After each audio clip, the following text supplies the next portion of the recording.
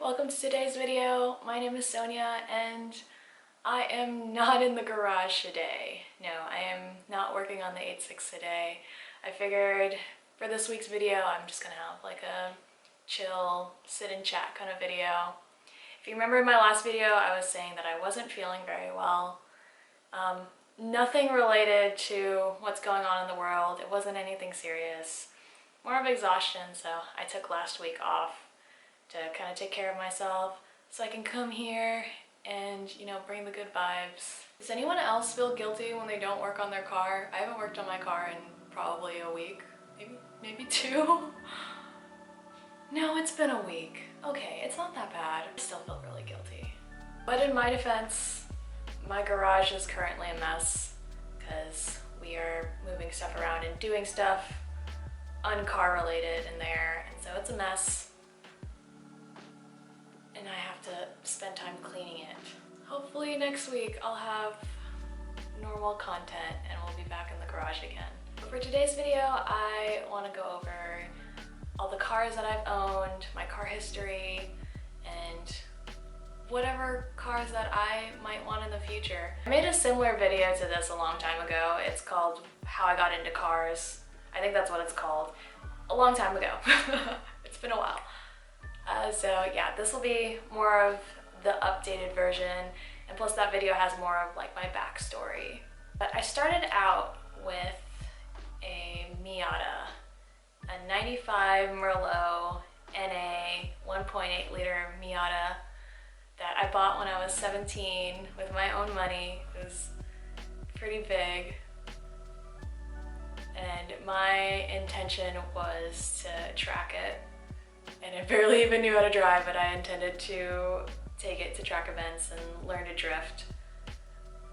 I had it for about 5 years, and I did a lot to it, but it was still really stock. It was pretty ugly too, and I didn't have a lot of money because I went to college as well, so I had that car while I was in school. And I did end up doing a few drift events with it. I wasn't very good. I took it, I never even practiced. I took it straight to the track, and you can tell from the videos that I don't even know how to transition. I did get initiation. Like I was able to initiate the drift, but you can tell that I didn't know how to transition. And yeah, I wasn't very good. A lot of spinning out. I did that for 6 months. So I owned the car for 5 years and I drifted it for 6 months. Because one, that car was my daily for 5 years and it was super sketchy and it broke down a lot. It broke down, I would say it broke down at least once a year. The end. So I drifted it for 6 months and then I ended up selling it because I was just tired of it. There was a point where it broke down again and I fixed it, and then I said, I am done. I ended up getting rid of that car and I traded it for a supercharged Mini Cooper. It was a 2006.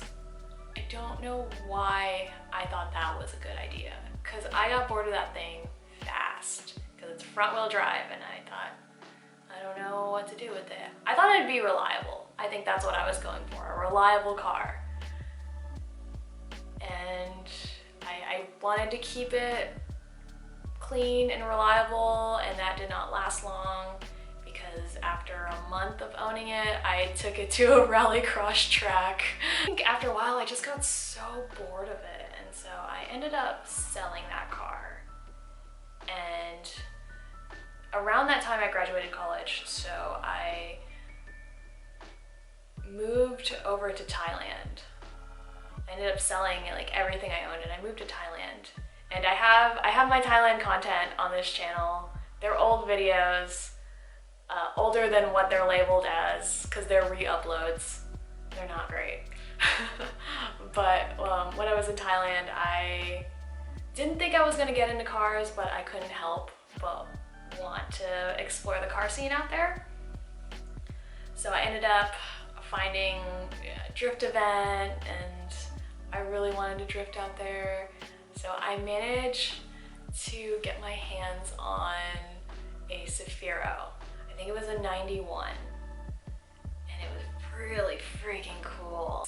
It had an RB in it, and it looked really clean, but it was sketchy. I love my sketchy cars. I don't know what to say. Yeah, it was sketchy. It wasn't street legal. I actually ended up driving it home when I bought it, which made the previous owner nervous. It made it home just fine. Sometimes the blinkers weren't working, and I found out later that the wiring was a mess. Like, if you looked at the engine bay, it was super clean. It looked like they did a bunch of wire tucking, but it was awful. It was such a mess. The headlights stopped working at one point, and the car just stopped running at one point. So I didn't even get to do much with that car, which was really unfortunate. I think I had it for maybe a couple months, and then I had to get rid of it because I had to move, which was super unfortunate. I really hope to get another Zafiro one day. I came back to the States and I got, what car did I have? I bought an NC Miata, like a 3rd gen Miata. I think it was a 2008. And I thought that was gonna be my next drift project. Definitely wasn't. I lost interest really fast. I don't know, I bought coilovers for it, I bought a steering wheel for it, and then I just felt like I had no desire to do anything else with it. I remember thinking when I sold my NC Miata, I thought I was gonna quit cars. That was kind of the idea. I was gonna quit doing project cars because I thought I had lost interest. But then I remember thinking if I ever were to get into cars, I would want something that I really, really loved. And that's another thing what I learned is that if I don't really love a car, I don't want to work on it. And I told myself, I'm either, if I ever get back into cars, I'm gonna get an 86. Like, that's it. That's the car that I would want, that I would really want to work on, and that it would totally be worth my time and money. So the cars that I hope to have in the future and the cars that I really want, my taste in cars have changed a lot over the years. I would say back when I first got into cars when I was 15, my dream car was a yellow RX-7 FD. They just look so good. They look so good. And you know what? Everything in the RX-7 family looks really cool. I just like the design of them, but I don't know if I ever want to dive into rotaries. Maybe. No, I don't want to ever dive into rotary engines. It just looks like chaos. I like simple engines, simple cars, so I can drive. I will say that after staying in Thailand, that's when my taste of cars changed dramatically, because you can find a lot of really cool classic cars over there. Before I got the Zafiro, when I was shopping for cars, I almost bought a Corolla AE86. I don't know what they're called in the States, to be quite honest. It was a mint color on the outside, and then it had yellow parts and like a yellow engine bay. It had a yellow engine bay, and it looked really cool, looked really sketchy, which is why I really wanted it, of course.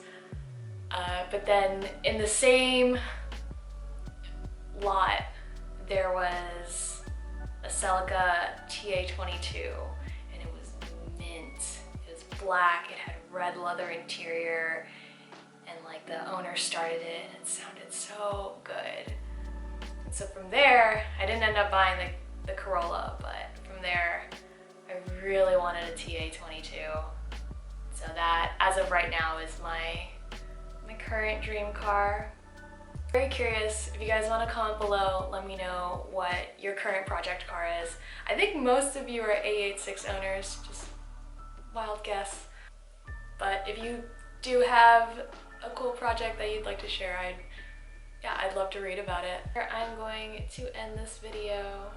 Thank you so much for being here, and if you would like to connect with me, here is my Instagram and Twitter. You wanna come say bye to everybody? Oh god, you're heavy! Oh, I need to feed you less. Okay. Thank you guys for being here.